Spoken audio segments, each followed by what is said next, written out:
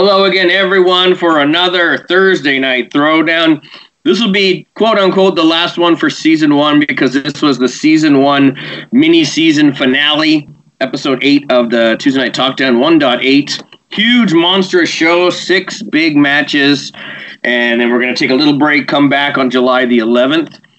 Just for everybody knows, TalkDown will still be a show, ThrowDown as well. They'll involve more matches and some interviews I did with some people. I'll chop stuff up, including some more chat with this guy, my co-host, Casey Andrews. How are you doing today? Good. It's crazy to think about the fact that we're actually going to have some sort of activity going on in Ontario. I know you guys have been in phases. You're in phase 3 now? Sorta. Sort of, not really. It's just nice to see a little bit of normalcy coming back, but we're here to talk about Tuesday Night TalkDown. We're not here to talk about what's going on in the world, so let's get to it. There is a lot. Okay, so like I said, monster show, 6 matches. We will take it from the top. Okay, first match, as usual, if you lose a title match the week before, you got to jerk the curtain next week. Lance SKULLZ, after that tough loss to Justin Sider, takes on the hotshot rookie, Big Rig Jimmy Mitchell. Take it away. Before we get there, has anybody checked on Sleazy Steve? Are you okay, buddy? No, we'll see. APB is out on the Steve Meister. He's, I got to say that the Sleazy Steve story is the best progression of the season. There's actually been growth to that story, so that's really cool. Getting into that first match, Lance SKULLZ he's consistent in the smoothness of his delivery, and I think that came through here again. I like the air horn callback. That always makes me laugh. The promo was short and sweet, man. He had a chip on his shoulder. He got his point across and got out. So, really good work from Lance SKULLZ this week. Dad, he still has the attitude, even though he got his ass handed to him last week. I'm going to say about Big Rig, I like the Big Rig character. Obviously needs a little bit of tweaking because he is a rookie. I honestly thought it was his best looking promo. It was really well done. I like that he obviously took some advice and slowed down a little bit because his catchphrases are cool, but like you said, he kind of rattles them together. What did you think? The first thing that stuck out to me is he needs a pair of sunglasses. It was it was a very intimidating image of him shaking the fence. And then he turned around and he was just a guy in eyeglasses. And it was just kind of like, if you had a pair of sunglasses there, and if Jimmy Mitchell wore a pair of sunglasses and looked at me the wrong way, I might be a little bit intimidated, if I'm going to be honest. You got the long hair and the beard. He said something that stuck out to me. He said, you might notice I don't sound as jovial, but he sounded exactly the same. I felt like he wrote that line, but it was the whole, whoo, buddy, big Jimmy Mitchell. You might notice that I'm not as jovial. It's like, yeah, but you're delivering exactly the same way as you do when you're jovial. So it lost its impact because he just seemed the same, And I mean, the delivery was better with the slowing down. Another thing I said here is it was a good call on the editing, but there was a few too many cuts. At a certain point, just kind of do it again and do it as smooth in one cut as possible. Mm-hmm. But it's good that he cut it. It's good that he actually tried to edit those pieces together. But it was so many different jump shots that it was all over the place. The Kevin Dunn experience. Yeah. Well, we thought he was zooming in on him, but you can't go from laid back, crack a crispy boy, which I like that crack a crispy boy line. That makes me pop. I'll drink to that. Overall, it was a really decent effort, and he definitely is improving and taking the feedback that he's getting. So that's good. All right, and who do you pick to win that one? SKULLZ takes that one for me. See, I went with Big Rig because I just liked it a little bit better, and I don't like Lance SKULLZ, so the hell with him. In the final voting, though, Lance SKULLZ won 25-13 with 4 draws, 42 overall votes this week. Wow. And Lance took 25 of them, so he did get the big win there. On to match 2, Colton G and Malik Mello. Shoot. Yeah, with Colton, it was concise. He was confident. He was fired up. So that was all really good. The only other note I really have here is if we can break that little disjointed speaking pattern he has, where he speaks in blocks. If we can get over that, I think he'll be golden. He's got a really good base, and I think that's just kind of, like you said before, it was one of his podcast fallbacks. But it's not bad. It's just it's getting there, and it's getting there at a good progression. So overall, a good week for Colton G. He's mixing it up too, though, because he does kind of put it together, and then to emphasize he does that. It's a little Randy Orton-ish. Maybe Randy will do that sometimes too. Colton's shown dramatic improvement throughout the year, and I'm really happy with it. Now we got Malik Mello. He is super smooth, super cool. I've met him in real life. He is as cool as they come. What do you think of his promo? This is actually the first time that we've had a chance to discuss Malik since we started this project. His promo definitely started smooth. It rambled a little bit in the middle where it was kind of getting into the whole thing about the bull. I got what he was coming for. It actually didn't overstay its welcome. And he did have a decent out, keep your teeth sharp, all of that. So it was good, yeah. Like he's got a good base there, and you can tell he's cool and confident. But this one's probably the toughest call of the week. I still got to give it to Colton for the fire, though. Yeah, same for me. I felt it would have been closer. This is where the popularity comes in. That's why we're going to tweak the show in season 2. Colton won 24-11 with 7 draws, so it was a lot closer than it should have been.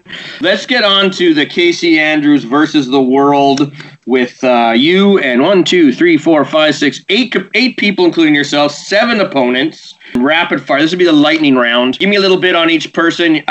Positive and a negative. We'll go from there. So my note with Sky was, good Lord, get away from me.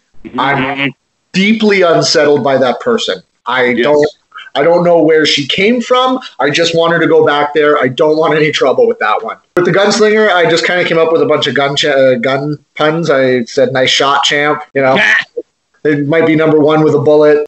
He called me JC, though. It was like... several times. Yeah. I thought that, too. My girlfriend's like, why is he calling him JC? I was like, I don't know. Nice and short and to the point, but, know your opponent's name before you do the promo or do the promo again.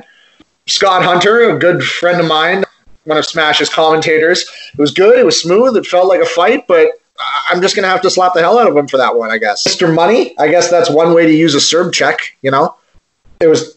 If it was short, I guess it was just kind of there. It was fine. What the hell was this vegetable man thing, Marty? Where'd you find this guy?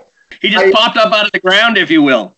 I hate you, first of all, but that was a good one. I wrote the word I, and then I just wrote ... What? Like, you're not a strong wrestler. I laughed so hard.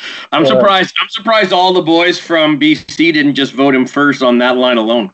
Oh man! Well, the one for loner, right? And 2/3 of Ontario. But anyway, for the loner, he said, "I accept." It's a little redundant because you've already accepted by sending in a video. It was decent though. That's just nitpicking. For the goose, I'm going to want you to get the censor button ready because I'm going to say it. I'm going to say it very loud. Geese. All right? So group that. It was well delivered. I wrote the words, I want to hit this kid. And then for me, let's flip the script. Have at it, Marty. Yours of the bunch was the most wrestling promo-esque. You hit the mark. You got this attitude problem because you're not winning. And that's the typical Casey I know, is that when you hit a losing streak, you cop attitude. It was perfect as far as wrestling promo is concerned. Sky's was the best of the bunch. Hers was so good, and that character, was super creepy, especially if you know Sky like I know Sky. I don't know where that came from, and it was amazing. I love the Gooses. He's hilarious. Horrible lighting, obviously, but I liked his delivery.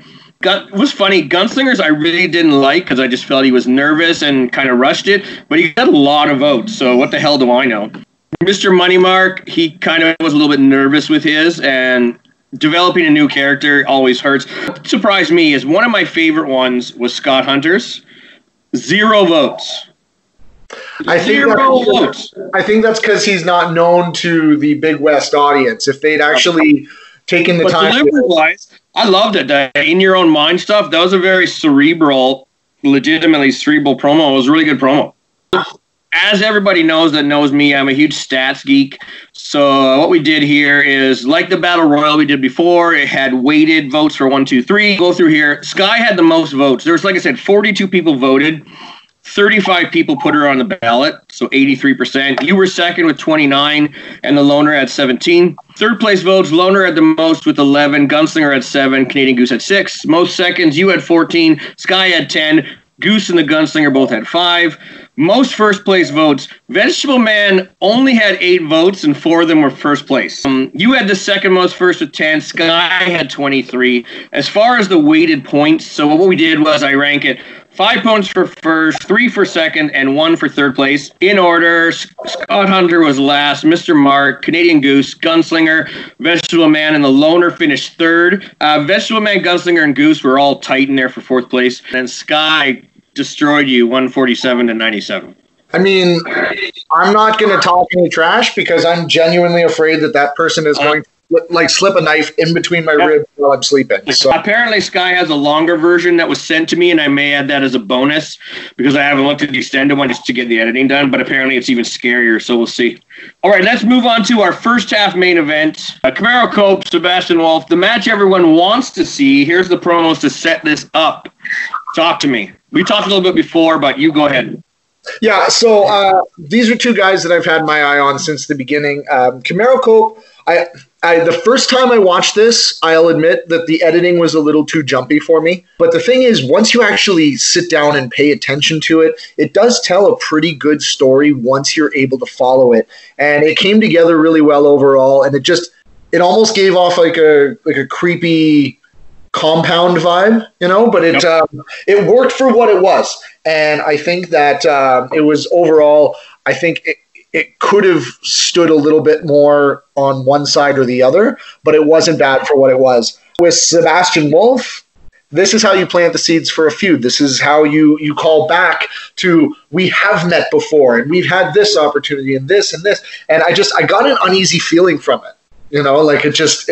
It gave me the heebie-jeebies. But that match, when it happens, will be a barn burner. Absolutely, and hopefully we can do it sooner than later. We'll see. Knock on wood. I liked Copes for the art of it. Yeah, you kind of have to pay attention. It's one of those where, like the TV show, where they give you the finish and then you have to build through the rest. And you're like, what the hell happened here?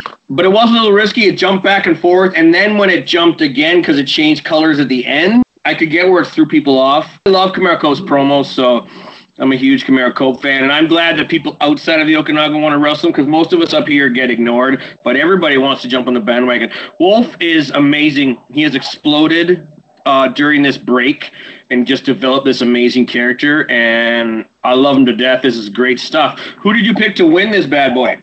That was tough. I gave it to Wolf just because I feel like he rode the momentum a lot more, whereas with CAMARO Cope, he kind of hasn't been around for a while. So I feel like Sebastian Wolf has been putting in the time, putting in the work, and it's showing to the point where he deserved the win this week. Okay, this one's interesting. I went with Cope, but here's what happened. Cope had, remember, like I said, 42 votes. Cope had 13 votes. Sebastian Wolf had 14 votes, but the winner, 15 choices for a draw. The first actual draw. Our first actual draw. Yeah, so that's the first time. I initially set it up so that maybe draw and like the wrestlers would tie like 13-13. This is the first time where draw actually won. But yeah, that's the first draw we've had. Barely beat out at the end, but there was a huge rush at the end of just draws. And there you go, first tie. So they'll have to be decided in a rubber match in the actual ring, which, like I said, hopefully sooner than later. Okay, tag team time, semi-main. Team Security, Casey Peak and Jeff Christie against PDP Music. Handsome Pete and Sherry the Sound Girl was the mystery opponent. It was supposed to be someone else, but it didn't happen. Sherry filled in valiantly. Talk to me. So, Team Security, I think they still filmed it from that lower angle just to get at me. I think that was just a little,